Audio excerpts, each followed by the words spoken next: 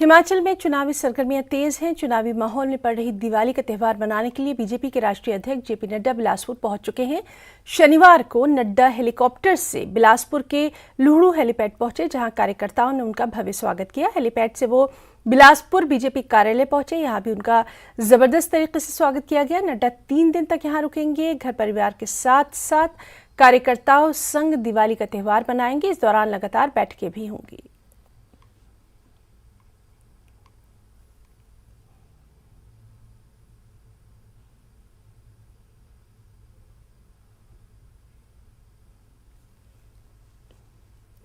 BJP ने शिमला ग्रामीण से कांग्रेस विधायक विक्रमादित्य सिंह के खिलाफ चुनाव आयोग को एक लिखित में शिकायत दी है।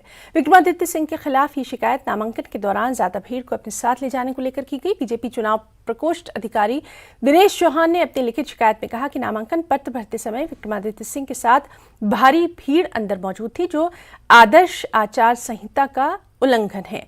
विक्रमादित्य सिंह आदतन ऐसा करते आए हैं।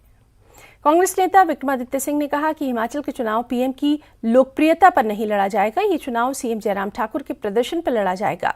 विक्रमादित्य सिंह ने कहा कि प्रधानमंत्री नरेंद्र मोदी की रैलियों में आई भीड़ का वोट में बदलना मुश्किल होगा, क्योंकि चुनाव मुख्यमंत्री के प्रदर्शन की परीक्षा है, न कि प्रधानमंत्री की लोकप्रियता की।